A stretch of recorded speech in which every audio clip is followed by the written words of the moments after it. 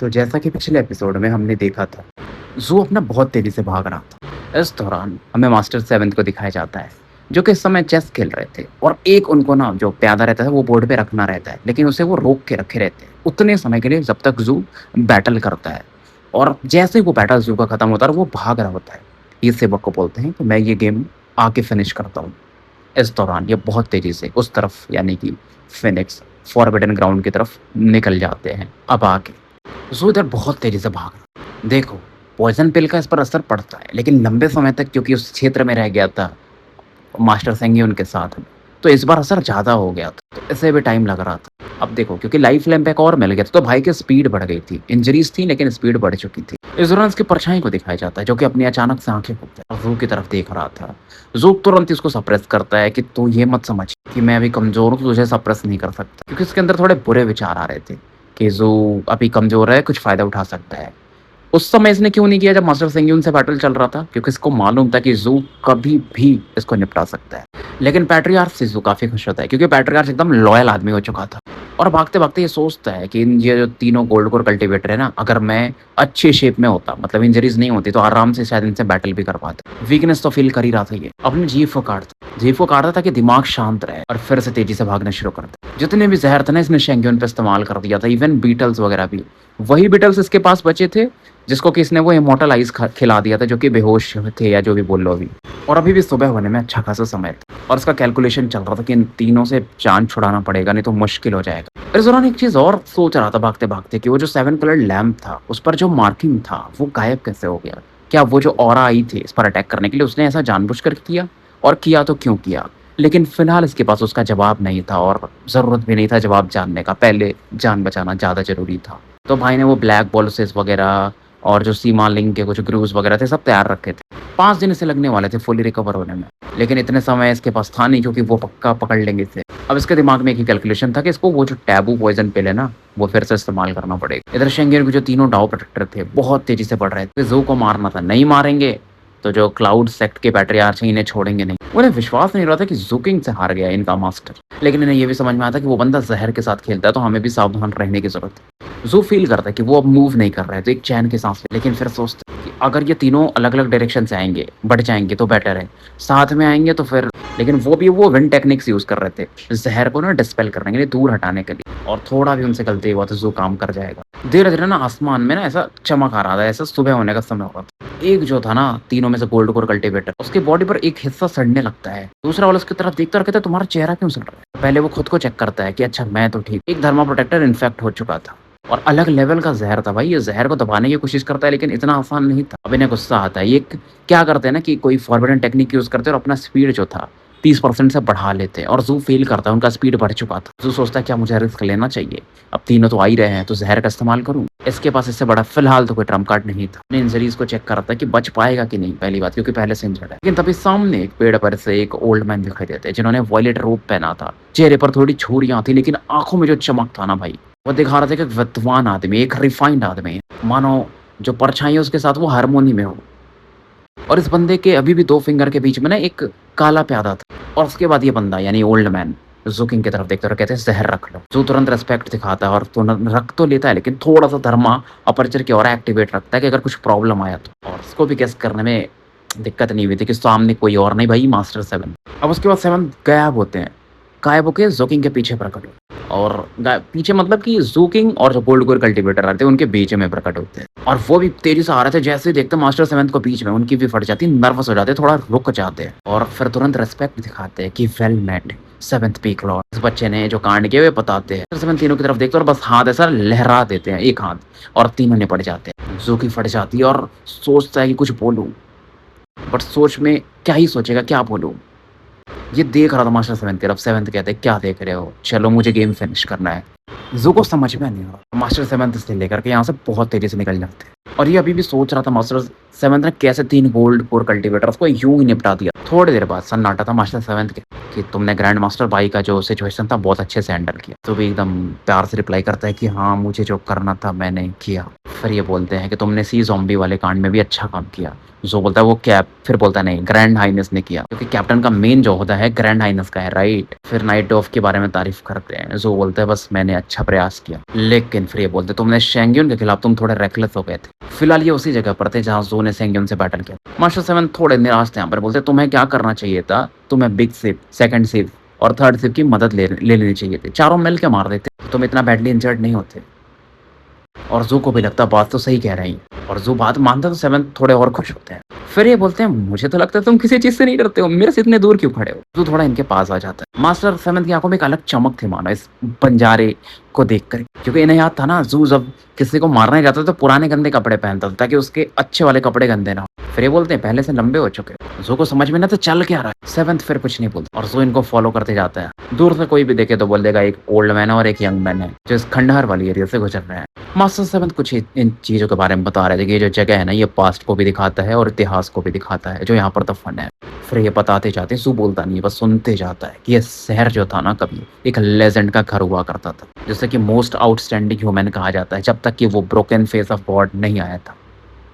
वो थे crown prince, sovereign kingdom of violet and cyan. उनके पास ब्लड लाइन लेगेसी थी किसी एंशिएंट एम्परर और इंपीरियल सॉवरेन। पूरा जनरेशन को वो डोमिनेट करते, मतलब डेस्टिनी औरत थी उनके पास। नॉर्ड गोल्डन ड्रैगन्स उनके साथ हमेशा घूमते थे। उन्होंने दुनिया को बचाया था, क्योंकि जब वो पैदा हुए थे तो वो जो गॉड है ना उसकी दृष्टि इन पर 5 बार पड़ी थी, फिर भी वो नहीं मरे थे, क्योंकि वो गॉड की दृष्टि पड़ती तो आपको पता है करप्शन हो जाता है। होली लैंड वाले भी शॉक्ड थे और उनको मारने के लिए हर एक प्रजाति के लोगों ने ना अपने पावरफुल लोगों को भेजा था। उस बैटल में वो मारे गए थे। ज़ू को पूरा ये इन्फॉर्मेशन पता चल रहा था पहली बार। जितना इसको पता था थोड़ा बहुत कि 8 वो जो क्लैन थे उन्होंने रेबेल कर दिया था, लेकिन वो स्टोरी पूरी नहीं थी। ये मास्टर जो बताते हैं अभी 7th, ये पूरी स्टोरी थी। और ये बोलते हैं मैं उसकी बात नहीं कर रहा हूँ जो तुम सोच रहे हो वायलेट एंड सियान साउथ फिनिक्स की, मैं बात कर रहा हूँ रियल सॉवरेन की, वायलेट ऑफ एंड सियान के किंगडम जो एम्परर डार्क सेरेनिटी के जस्ट बाद एग्जिस्ट करता था। किसी को पूरा इतिहास नहीं पता है, मतलब लोगों ने वो इतिहास ही मिटा दिया ऐसा बोल रहे थे। और वो जो 8 लैंड ने रेबेल किया था वो तो छोटा मोटा किंगडम उनके जाने के बाद जो बचा था उसमें किया था। और जहाँ वो मरे थे ना पहले सॉवरेन जो थे उसी के ऊपर शहर बना दिया गया। लेकिन 10 साल पहले जब वो गॉड्स की आई फिर से फूटी तो वो शहर गायब हो गया। कुछ लोग कहते हैं कि उस पर क्राउन प्रिंस का श्राप था क्योंकि वो वहीं मरे थे, कुछ लोग कुछ और बताते हैं। ज़ू बस सुन रहा था। इस दौरान मास्टर 7 से कहते कोई कह रहा था ना कि तुम्हारे पास डिवाइन एबिलिटीज और मैजिकल टेक्निक्स की कमी है, तो जाओ वहाँ पर थोड़ा एनलाइटनमेंट हासिल करना, जल्दी करना क्योंकि मुझे गेम खेलना है। जिसके बारे में बोलते हैं ऑब्वियसली मास्टर सेंग्यून था जो कि इसे बोल रहा था। ज़ू किंग वो डाओइस्ट टेंपल के पास अब पहुंच चुका था। वहाँ क्रॉस लेग बैठ जाता है स्टैचू के सामने, देखते रहता है स्टैचू की तरफ। तो 7 कहते क्या बात है, कुछ गड़बड़ है क्या? ज़ू किंग थोड़ा सा हेजिटेट करता कि दिन में कैसे एनलाइटनमेंट हासिल करेंगे ना, मून लाइट में होता है वो ऑरा प्रकट होती है। मास्टर 7 कुछ तो धीरे से कहते हाथ को लहराते और पूरा जो सन की लाइट आ रही थी उसे ब्लॉक कर देते हैं क्लाउड से, और बीच में ना एक मिरर सा बनता है जो कि चमकने लगता है चांद के समान, और तुरंत ही वो हेवनली सेवर वाली ऑरा प्रकट होती है। ज़ू अचंभित था कि मास्टर 7 ने कैसे किया। इतना तो समझ जाता है कि ये नासेंट सोल लेवल से भी ऊपर है, बट समय ज्यादा कीमती था तो इन चीजों पे फोकस करके मतलब नहीं था। ज़ू अब ये जो डिवाइन एबिलिटी थी उसे हासिल करने में फोकस करता है। समय बीतता है। इधर प्रतिबंधित जो समुद्री क्षेत्र था ना उस जगह को दिखाया जाता है जहाँ पर स्वॉर्ड एनर्जी बहुत तेजी से 7 ब्लड आइज की तरफ बढ़ रही थी। बीच में सबसे आगे जो थे वो पेट्रियार्च सोरिंग क्लाउड थे, साथ में इनके बहुत सारे डिसाइपल किलिंग इंटेंट के साथ ये आगे बढ़ रहे थे। लेकिन जो प्रतिबंधित फिनिक्स का क्षेत्र था वो एकदम शांत था। रात भी धीरे धीरे आ चुका था। ज़ू अपना एनलाइटनमेंट हासिल करते रहते। अब रात के समय मूनलाइट जो मास्टर 7 ने दिया था वो और बेहतरीन हो जाता है, तो स्वॉर्ड की जो ऑरा थी ज़ू को और अच्छे से दिखती है, तो उसका एनलाइटनमेंट का जो प्रोसेस था वो और तेजी से बढ़ता है। तो जो वॉयलेट सेवर्स के ऊपर बनता था ना वो और जो हल्का वॉयलेट कलर का वो और डार्क होते जाता है, कॉर्पोरियल होते जाता है, 50% तक पहुंच जाता है, 60-70 तक पहुंच जाता है। फिर धीरे धीरे सुबह होने लगता है और जो वॉयलेट सेवर था पूरा सॉलिड बन चुका, अलग शार्पनेस की ओर निकल रही थी। इधर जो मूनलाइट की ओर थी ना मास्टर 7 ने जो भेजी थी उसकी वजह से ज़ू हील भी हो गया था। जो उसकी हड्डियां बस दिख रही थी वो फिर से चमड़ी उमड़ी आ जाती। पीक स्टेट में था लौंडा अपना, 6 फ्लेम का बैटल प्रोग्रेस आ चुका था।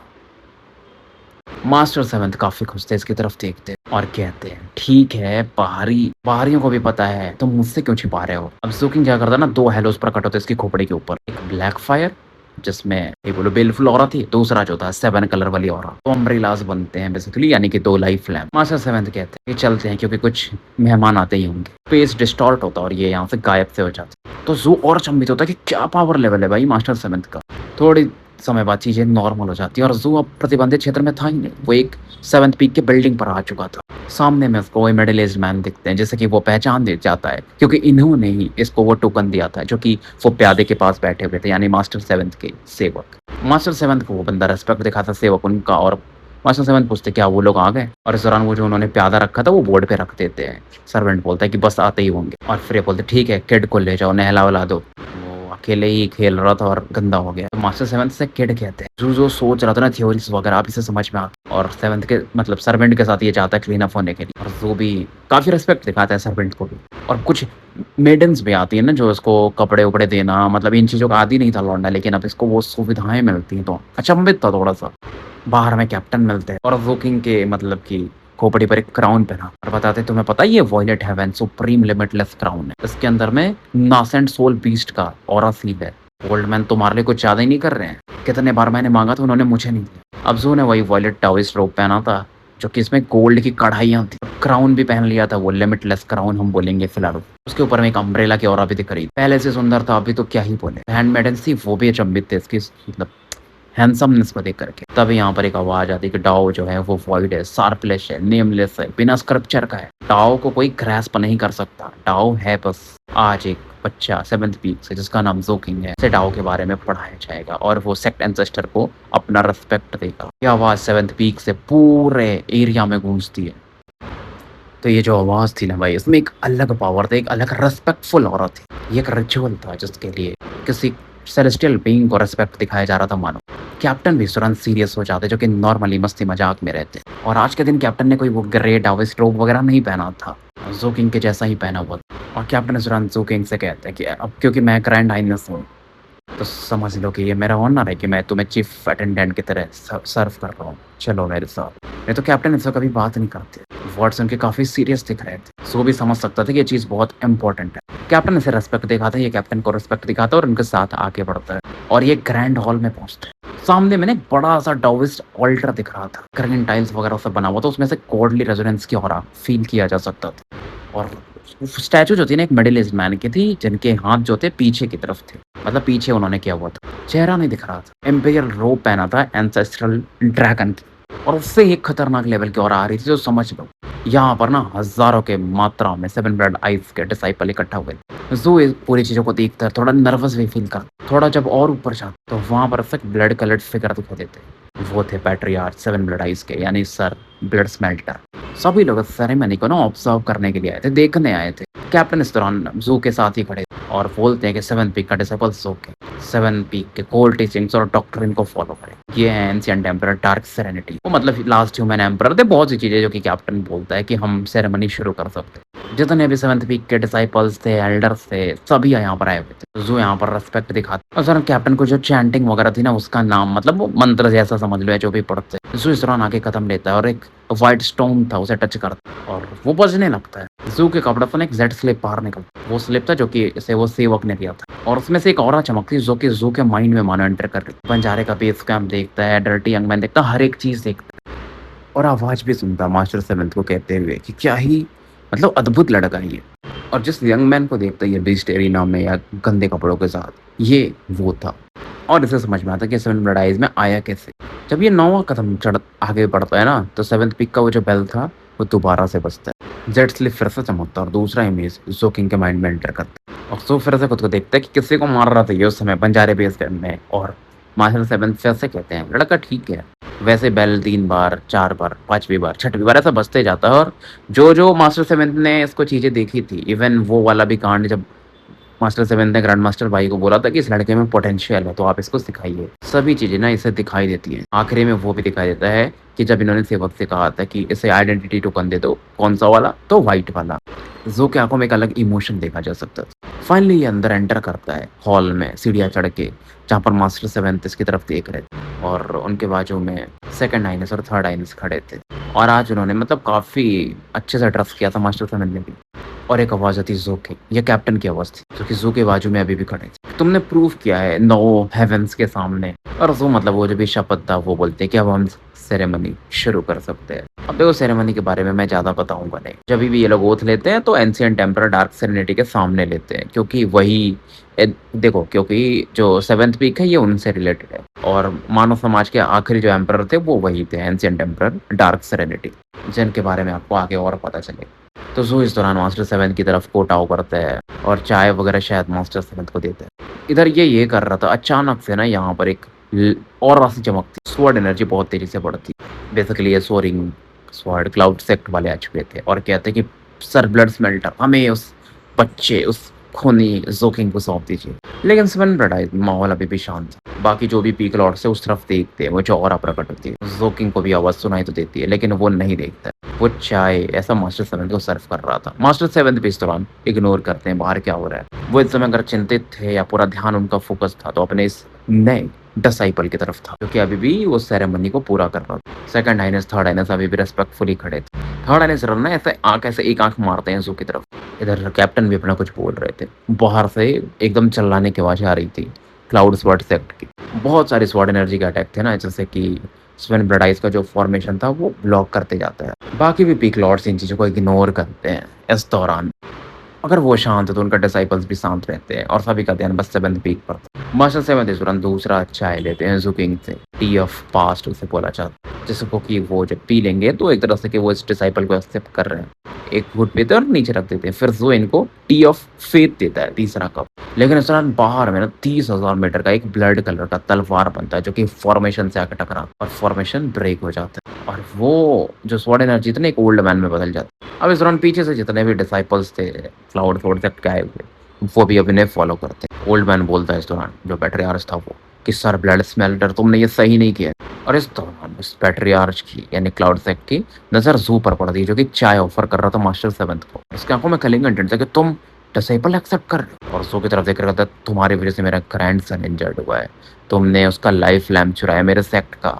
सर ब्लड स्मेल्टर, मैं भी जानना चाहूँगा कि आप में इतना साहस कैसे है कि आप लोग ऐसा सेरेमनी करा रहे हो ऐसे बंदे के साथ। ब्लड स्मेल्टर स्माइल कर कि ये सब बाद में हम बात करेंगे, पहले मेरे दामाद को, उसका डिसाइपल को, नए डिसाइपल को एक्सेप्ट कर लेने दीजिए। 6 बाकी जो पिक लॉर्ड थे उन्हें फ़र्क भी नहीं पड़ रहा था, क्योंकि सर ब्लड स्मेल्टर यहाँ पे है तो क्या टेंशन लेना है। बाहर जो भी ड्रामा चल रहा था मास्टर 7 रिप्लाई भी नहीं कर और इस दौरान मास्टर 7 बोलते हुए कि अगर तुम मुझे नहीं छोड़ोगे तो फिर तो मैं कुछ नहीं दूँगा। वो फिर अपना इंडेक्स फिंगर ना चाय में डाल और फाइनली ऐसा छिड़कते हैं जो भी मतलब, तो ये सेरेमनी जो थी, ये जो क्रियाकलाप चल रहा था, ये खत्म हो जाता है। अब इस बार क्या होता है ना कि बस 7th पीक का बेल नहीं बजता है, हर एक पीक के बेल बजते हैं, अपने आप हिलने लगते हैं। मास्टर 7 अनाउंस कर रहे थे कि आज से हमारे पास हमारा चौथा डिसाइपल आ चुका है। और चलो अब देखते हैं बाहर में क्या चल रहा है ये झगड़ा।